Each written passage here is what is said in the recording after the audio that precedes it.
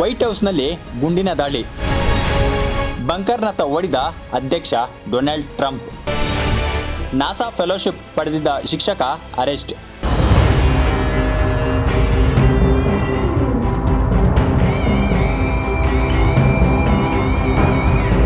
ಅಮೆರಿಕದಲ್ಲಿ ಅಧ್ಯಕ್ಷ Donald Trump ಆಡಳಿತದ ವಿರುದ್ಧ ಅಸಹನೆ ಹೆಚ್ಚುತ್ತಿರುವಂತೆ ಭಾಸವಾಗುತ್ತಿದೆ. ಅವರ ಮೇಲೆ ನಡೆಯುತ್ತಿರುವ ದಾಳಿ ಪ್ರಯತ್ನಗಳು ಈ ಅಸಹನೆಯ ದೈತ್ಯಕವಾಗಿ ಕಾಣುತ್ತಿವೆ.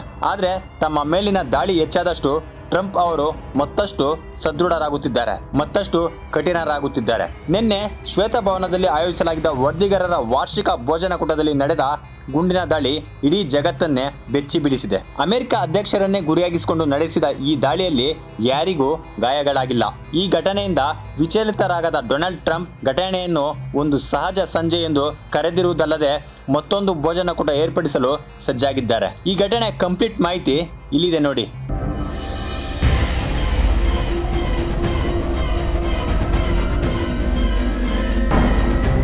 ವಿಶ್ವದ ದೊಡ್ಡಣ್ಣ ಅಮೆರಿಕದ ಆಡಳಿತ ಶಕ್ತಿ ಕೇಂದ್ರ ವೈಟ್ ಹೌಸ್ನಲ್ಲಿ ಕ್ಷಿಪ್ರ ಬೆಳವಣಿಗೆ ಒಂದು ನಡೆದಿದೆ.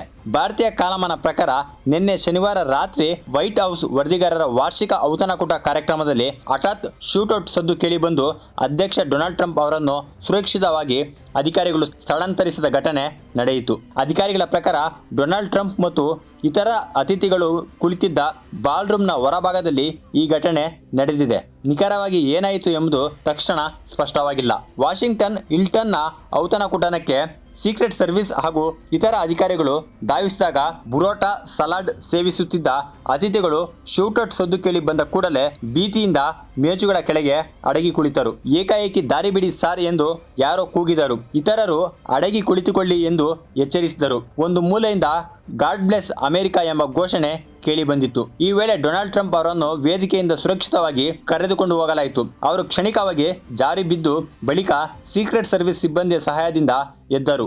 ಜನಸ್ತೋಮದಲ್ಲಿದ್ದ ಕೆಲವರು 5ರಿಂದ 8 ಗುಂಡು ಸದ್ದುಗಳು ಕೇಳಿದಂತೆ ವರದಿ ಮಾಡಿದರು. ನೂರಾರು ಗಣ್ಯ ಪತ್ರಕರ್ತರು, ಪ್ರಸಿದ್ಧ ವ್ಯಕ್ತಿಗಳು ಮತ್ತು ರಾಷ್ಟ್ರೀಯ ನಾಯಕರು ಟ್ರಂಪ್ ಭಾಷಣಕ್ಕಾಗಿ ಕಾಯುತ್ತಿದ್ದ ಔತಣಕೂಟ ಸ್ಥಳವನ್ನು ಕ್ಷಣಕ್ಕೆ ತೆರವುಗೊಳಿಸಲಾಯಿತು. ಕಾರ್ಯಕ್ರಮದಲ್ಲಿ ಅಧ್ಯಕ್ಷ ಡೊನಾಲ್ಡ್ ಟ್ರಂಪ್, ಉಪಾಧ್ಯಕ್ಷ JD ವ್ಯಾನ್ಸ್, ರಕ್ಷಣಾ ಕಾರ್ಯದರ್ಶಿ ಪೀಟ್ ಹೆಗೆಟ್ಸ್ ಮತ್ತು ವಿದೇಶಾಂಗ ಕಾರ್ಯದರ್ಶಿ ಮಾರ್ಕೋ ರೂಬಿಯೋ ಸೇರಿದಂತೆ ಡೊನಾಲ್ಡ್ ಟ್ರಂಪ್ ಆಡಳಿತದ ಅನೇಕ ನಾಯಕರು ಭಾಗವಹಿಸಿದ್ದರು. ಡಿನ್ನರ್ ಪಾರ್ಟಿ ಮೇಲೆ ಗುಂಡು ಹಾರಿಸಿದಾತನ ಬಂಧನ.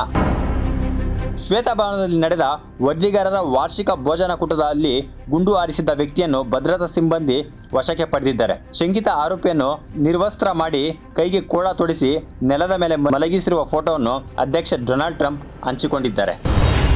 ಉತ್ತಮ ವಿದ್ಯಾರ್ಥಿ, ಆದರ್ಶ ಶಿಕ್ಷಕ, ವೈಟ್ ಹೌಸ್ ದಾಳಿಕೋರ ಥಾಮಸ್ ಅಲೆನ್.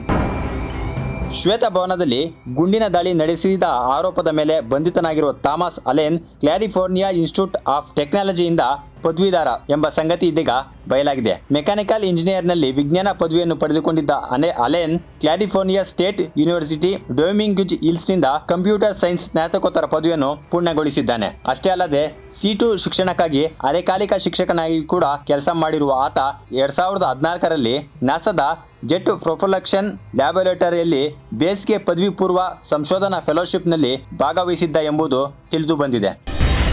ಪ್ರಜಾಪ್ರಭುತ್ವದಲ್ಲಿ ಹಿಂಸೆಗೆ ಜಾಗವಿಲ್ಲ, ವೈಟ್ ಹೌಸ್ ದಾಳಿಯನ್ನು ಖಂಡಿಸಿದ ಪ್ರಧಾನಿ ಮೋದಿ. ಶ್ವೇತಭವನದಲ್ಲಿ ಹಮ್ಮಿಕೊಂಡಿದ್ದ ವರದಿಗಾರರ ವಾರ್ಷಿಕ ಭೋಜನಕೂಟದಲ್ಲಿ ನಡೆದ ಗುಂಡಿನ ದಾಳಿಯನ್ನು ತೀವ್ರವಾಗಿ ಖಂಡಿಸಿರುವ ಭಾರತದ ಪ್ರಧಾನಮಂತ್ರಿ ನರೇಂದ್ರ ಮೋದಿ ಪ್ರಜಾಪ್ರಭುತ್ವದಲ್ಲಿ ಹಿಂಸೆಗೆ ಅವಕಾಶವಿಲ್ಲ ಎಂದು ಸೂಚ್ಯವಾಗಿ ಹೇಳಿದ್ದಾರೆ. ಈ ಕುರಿತು ತಮ್ಮ ಅಧಿಕೃತ ಎಕ್ಸ್ ಅಕೌಂಟ್ನಲ್ಲಿ ಪೋಸ್ಟ್ ಮಾಡಿರುವ ಅವರು, ಅಮೆರಿಕ ಅಧ್ಯಕ್ಷರು ಸೇರಿದಂತೆ ಸಮಾರಂಭದಲ್ಲಿ ಹಾಜರಿದ್ದ ಎಲ್ಲರೂ ಸುರಕ್ಷಿತವಾಗಿರುವುದು ನೆಮ್ಮದಿ ತಂದಿದೆ ಎಂದಿದ್ದಾರೆ. ಟ್ರಂಪ್ ಅವರು ಶ್ವೇತಭವನದ ದಾಳಿಕೋರ ಫೋಟೋವನ್ನು ತಮ್ಮ ಅಧಿಕೃತ ಟ್ರೂತ್ ಸೋಷಿಯಲ್ನಲ್ಲಿ ಪೋಸ್ಟ್ನಲ್ಲಿ ಹಂಚಿಕೊಂಡಿದ್ದಾರೆ.